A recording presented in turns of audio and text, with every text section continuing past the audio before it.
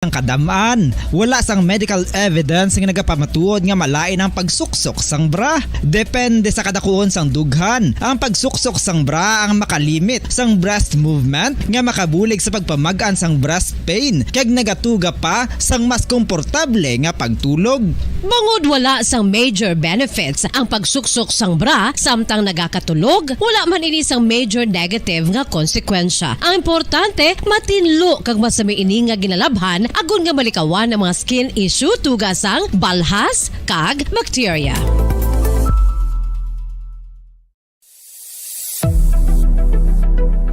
Nakahibalo bala kamo kung nga ginatawag bilang miracle liquid ang gata sang lubi? Well, ini bangod nga madamo sang mahatag nga amazing benefits sa ang coconut milk sa aton nga lawas. Suno sa pagtuon sa mga dermatologist, ilabi na gid sa kay Dr. Rahul Nagar sang Max Healthcare Institute Limited, isa ka hospital chain nga nabase sa New Delhi, India, nga napamatud-ana nga may amazing benefits ang coconut milk sa aton buhok, guya kag panit. Ang gata sang lubi manggaranon sa vitamin C, E, B1, B3, B5 kag B6 kalakip ng iron, selenium, sodium, calcium, magnesium kag phosphorus. Coconut milk also contains good concentration of lauric acid, isa ka medium chain fatty acid nga nag-convert sa monolaurin sa aton lawas. Ang monolaurin isa naman ka compound nga nagaangkon sang antiviral kag antibacterial properties. Kaangay sa pagpati kag ginhimo sa aton nga katigulangan, ilabirigid sang aton mga lola, napamatudaan man sa research nga may maayo nga madulot ang pagnusnos o kon pagmasad sang aton scalp kag buhok sa ulo gamit ang gata sang lubi. Ini bangod nga nagapa-restore sang pagka-dry, brittle kag pagka-damage sang aton buhok kaangay sang split ends. Ang coconut milk ang may ginaangkon nga excellent moisturizing properties nga makadulot sang good nourishing effect. Uy, makabulig man patubo sang buhok ang gata sang lubi pagod sa mga essential nutrients sa pag-angkon sang healthy, shiny hair. Ginpanugyan nga mag-apply sang homemade coconut milk sa aton buhok. I-gentle massage ini sa sulod sang 3 to 5 ka minutos kag padasunan sa pagbutang sang hot towel. Pagkatapos sang 20 minutos, shampoohan ini.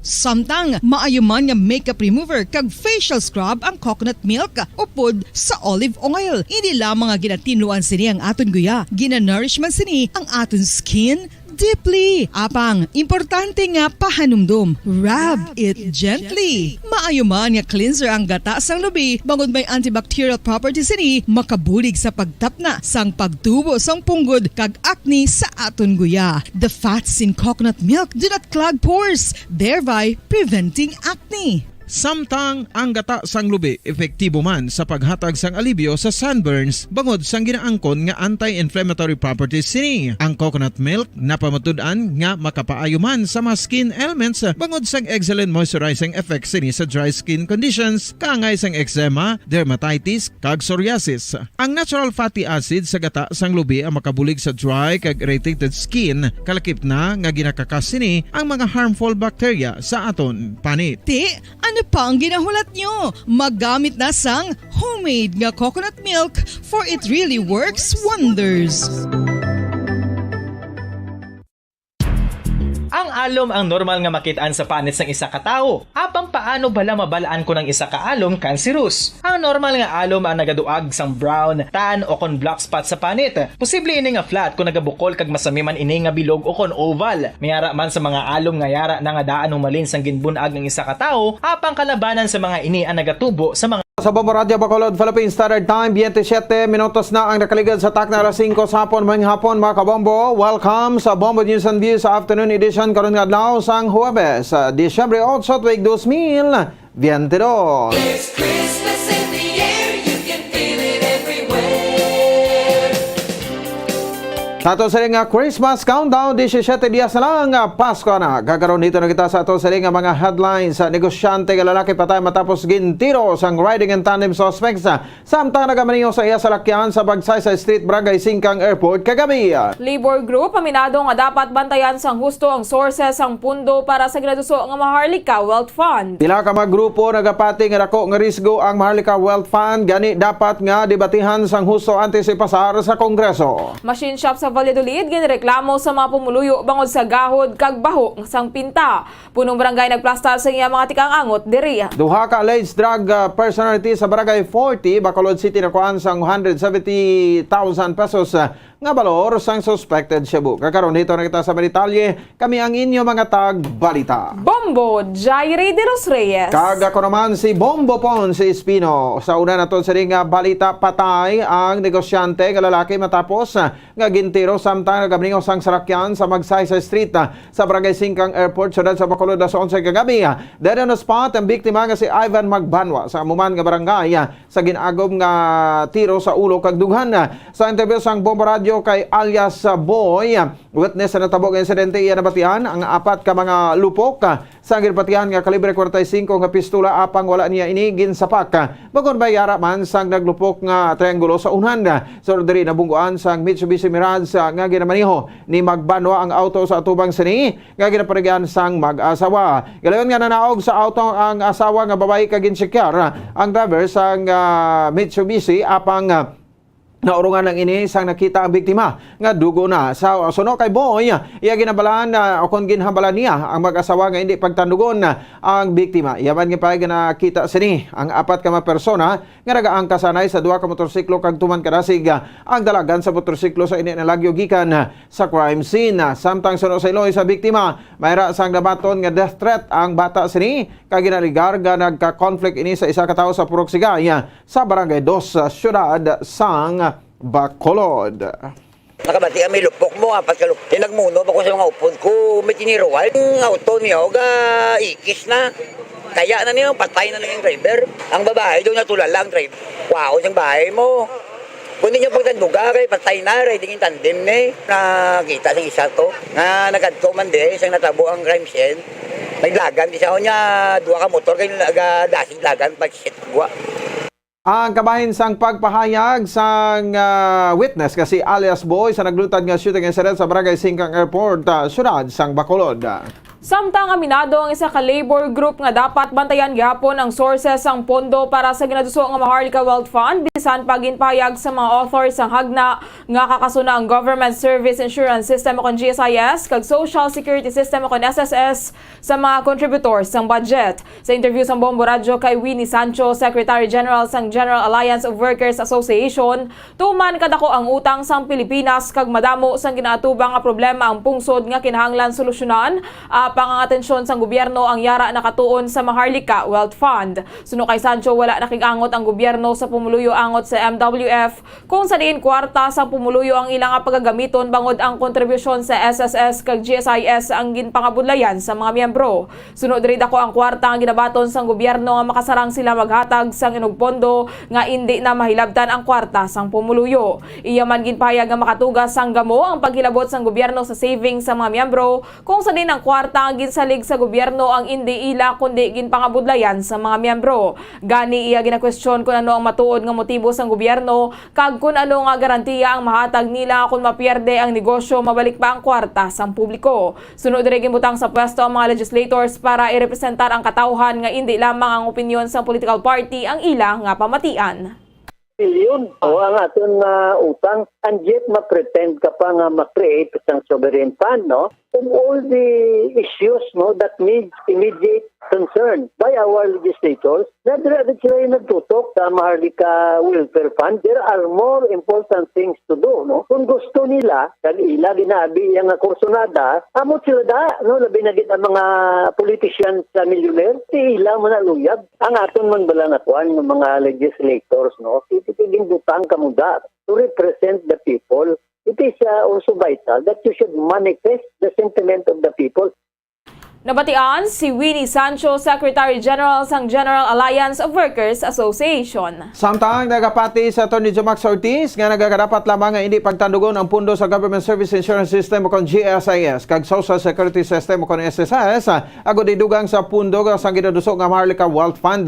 Kapon gipahayag na Marikina 2nd District Representative Stella Kimbo nga ginamenda sang liderato sang House of Representatives sa Maharlika Wealth Fund bila kag hindi na ini magkuha sa pundo sang GSIS kag SSS.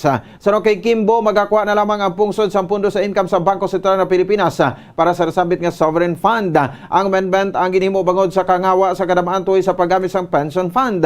Sa interview sang Bombo Radio kay Attorney Ortiz kay paigsining nga kadako nga ambisyon na Maharlika Wealth Fund kag ini ang pattern na banlang sa iban nga pungsod. So sa hindi na ini bag-o nga diga bangod sang 2016 si former Senator Bam Aquino kag ini ang ginduso man ni Senator J.V. Ejercito sang 2018. Apang nagapati si Ortiz nga untimely kon ini ang iga-implementar subong bangod tuman kadako ang utang sa Pilipinas kadagarangat sa 12 o kon 13 trillion pesos.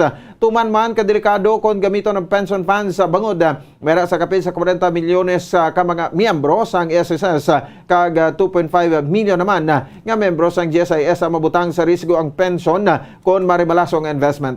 So diri kon mayara sang surplus fund ang pungsod ini ang sarang nga magamit basta hindi lamang pagtandugon ang pension sa mga pumunuyo. Wala may ini nagakonforme nga pati ang pundo sa Land Bank, Development Bank of the Philippines kag iban pangen sa ang ibutang sa State Wealth Fund. Kung buot siya, Turn mo lang hindi na nila yan pagsandugon ang iya sa GSIS kag SSS nga pension funds. Kung may extra dira, may sobra dira, may surplus da, then iya siguro pwede nila magamit. But to say, nga butahan mo ya TL, ang pensyon nga ginset aside na gani, ginreserba na inigani sa aton pensioners nga SSS kag GSIS members, butangan mo ya TL. So I think Bumbo Pons, siguro daw base ma-rebuildi bala ang mga Pinoy. Ang kabahin sa pagpahayag sa isa kakilala nga abogado sa Sudad sa Bacolod, Attorney Jumax Ortiz. Aminado ang National Commander sang Task Force kasanag nga dako nga risgo ang Maharlika Wealth Fund nga ginaduso sa karon sang pila ka mga mamalidha. Sa interview sa Bombo Radio kay John Chong nagakangawa man ni sa Maharlika Wealth Fund nga kontrobersyal man sa karon. Suno kay Chong manginang uton ni President Bongbong Marcos nga si Senator Amy Marcos ang nagpabutyag man sang apprehensions angot diri. Sunod diri mahimo nga masulit ang kasaysayan kung sigihon gid ang Maharlika Wealth Fund. Bisan modify na sang author ang provisions sang hagna kung sa din hindi na pag-ilakip ang SSS kag GSIS, nagapati si Chong nga dapat debatehan sa mga mamalidha ang nasambit nga hagna antes ini ipasar bangod risky ang kaundan sini. Sunod diri ginapanan-aw na kung ano ang mahimo nga matabo kun ini ang sigihon. Kitatihan ginaya sir, no? Pag hindi lang na iya basta-basta nga iporso na way nagagi sa ginatawag na sir nga debate sa Congress, no? O sa Senate nan, pwede na mo man na ma-argue for me, hindi klaro. Daw ka ras, karismo ka tili, udya sinagin, pundo, versang Pilipinas, o pundo, sa mga isa agency, nga kwaon mo ng pundo. Nabatian si Task Force kasanag National Commander John Chong. Ginpasalamatan sang paboran sa Silay City Water District konsesiwa ang mga konsumidor nga nagparagat sa ila concern agod mabulaan man sang management sa Water District sa syudad sang Silaya. Sa tabi sang Bombo Radio Bacolod kay Jose Luis Lidisma Jr., General Manager sang Silay City Water District nga nabato na nila sang Oktubre 18, 2022 ang reklamo sa mga konsumidor sa sitio Golf sa Barangay Ginhalaran, Silay City nga wala ang mga inisang tubig. Sunod kay Lidisma ginpagatuan niya inisang team agod nga checkeron reklamo sa mga konsumidor kag nakita sini ang marubo nga pressure sa linya sang tubig gani ginadumdum sang mga konsumidor nga wala sang tubig. Sunod pa sa General Manager sang una jutay pa lang ang nagapuyo sa nasabit nga lugar sa gitakod ang linya sang tubig gani subong nga nagadamon ang tawo, nagarubo ang pressure gani nagaka-problema apag ipasiguro sini nga nagadihon na sila sang solusyon para sa problema gagin padangat sa residente sa sitio Golf sa Barangay Ginhalaran sa syudad sang Silay. Samtang sunod naman kay Engineer Rodney Nabaluna, Operations Division Manager sa Silay City Water District, bangod manubo ang pressure sa tubig kinahanglan nga extend ang water meter agod nga magsaka ang pressure kag masanto sa kadabuon sang tawo nga nagagamit sang tubig.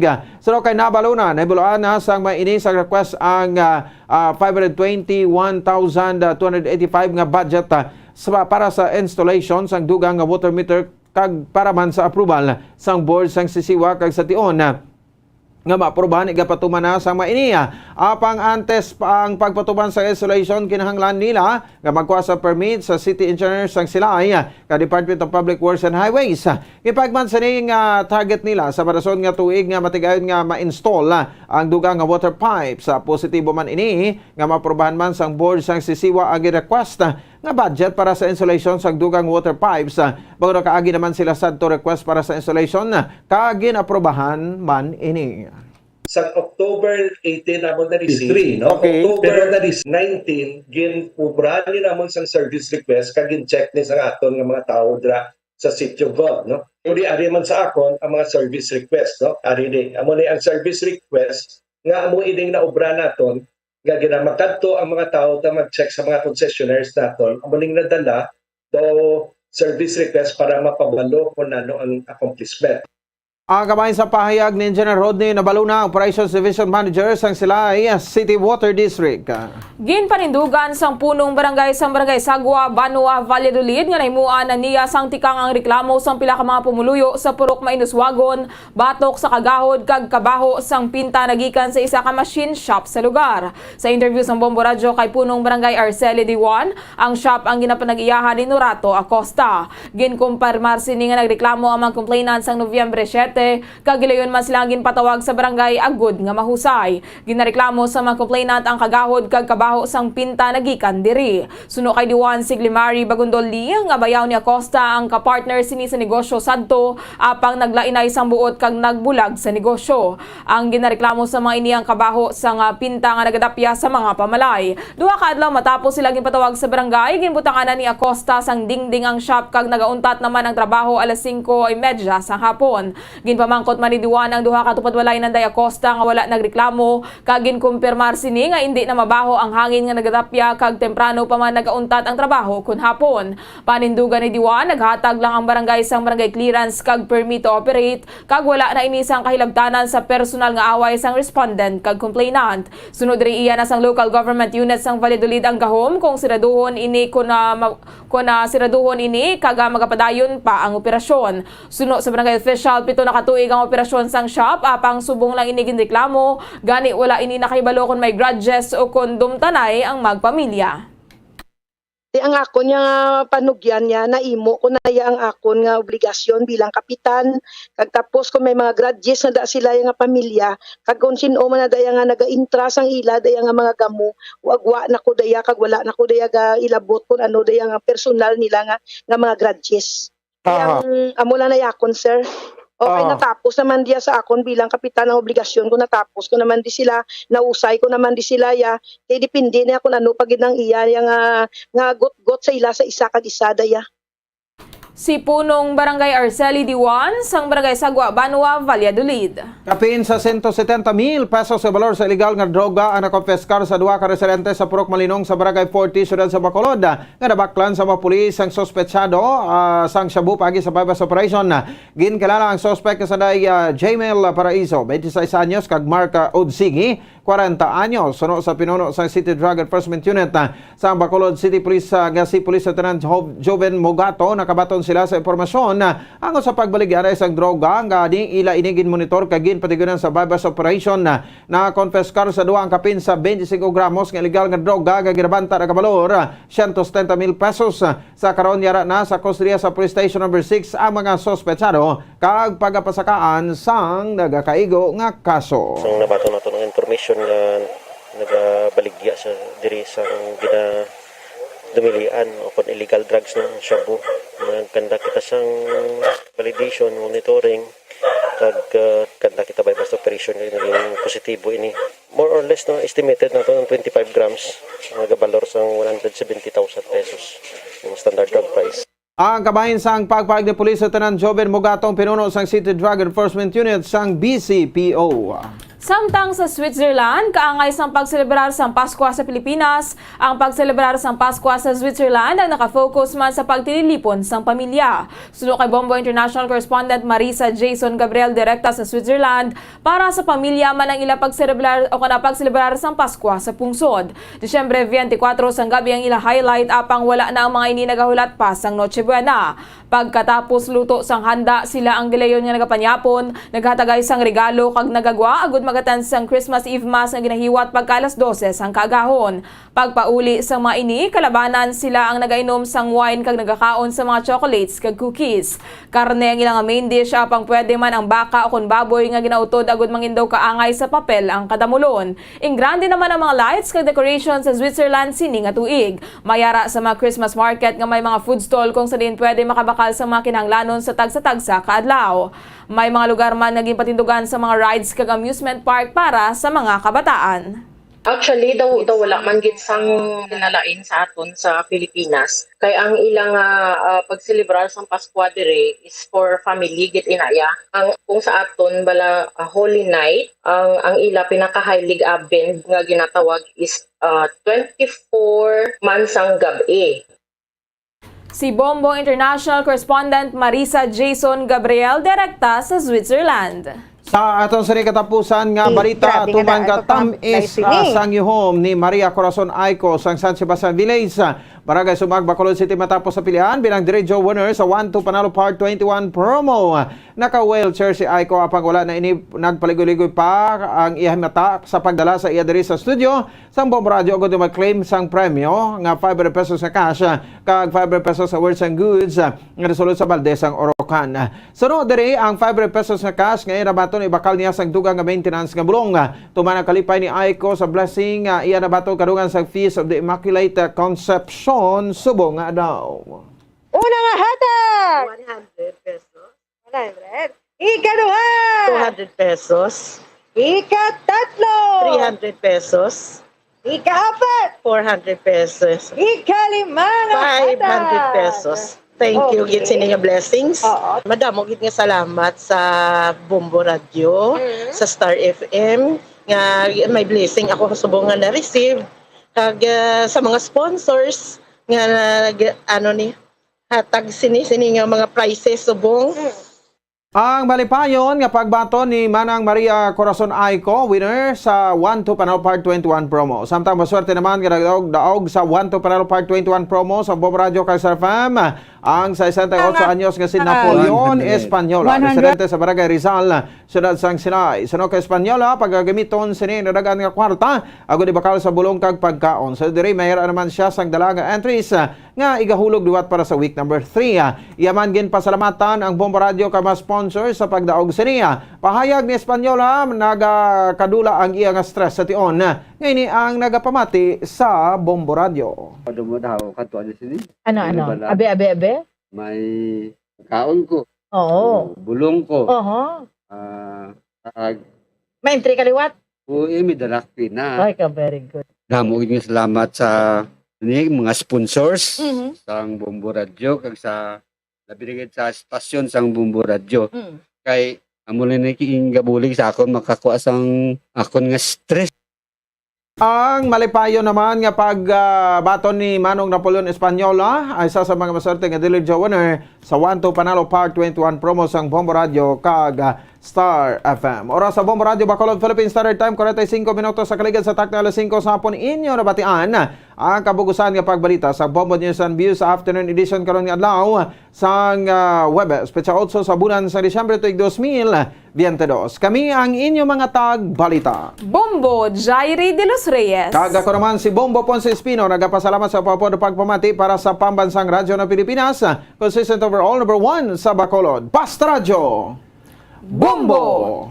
There's Christmas in the air, you can feel it everywhere. Sa ato sa ring Christmas countdown, may nabilin nga 17 dias na lang Pasko na kagaron. Sa ato sa ring Bombo News Analysis sa ginbasa ni Bombo Daniel Lecciones, may Tigulo Mega Basura. Mega Basura.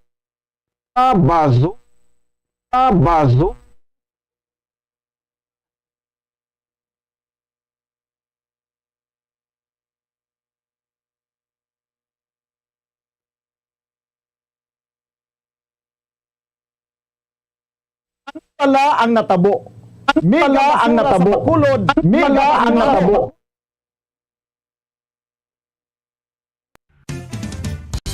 Ang fertilized duck egg. Bombo Radio Bacolod.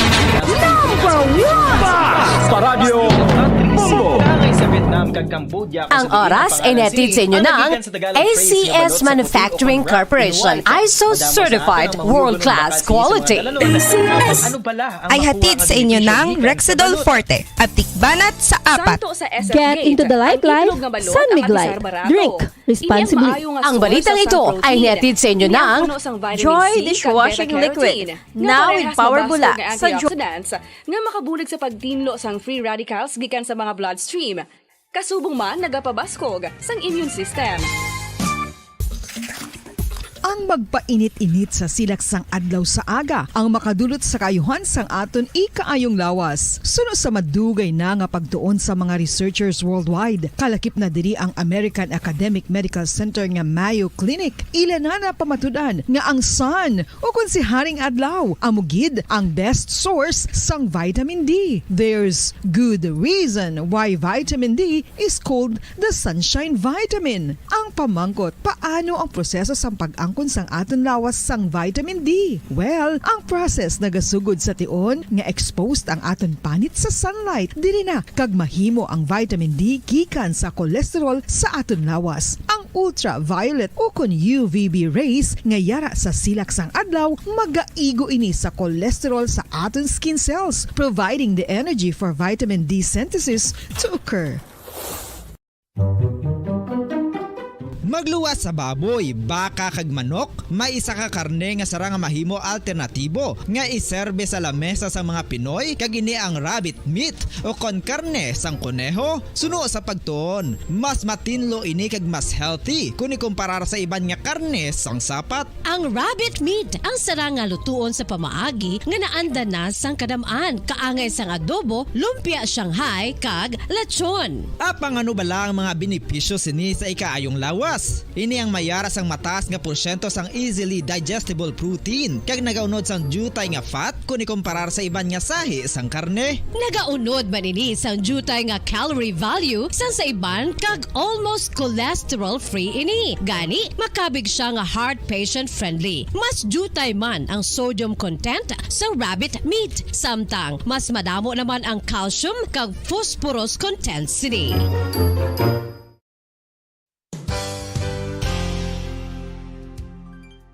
Nakaibalo-bala kamo nga ang bantugon nga simbahan sa Banwa sa Valladolid diri sa probinsya sa Negros Occidental nga ang Our Lady of Guadalupe ukon ang Nuestra Señora de Guadalupe ang mas magulang pa diin ang edad sini kung ikumparar sa amo nga banwa. Tuig 1852 sa gintukod ang kumbento kag simbahan sa Nuestra Señora de Guadalupe, walo ka tuig antes pa man natukod nga mangin isa na kabanwa ang inubayan ang ngalan ukon pagtawag sadto sang Valladolid sang tuig 1860 sa sur nga bahin sang probinsya. Ang simbahan ang gintukod sa mga Recollect missionaries tubtub nga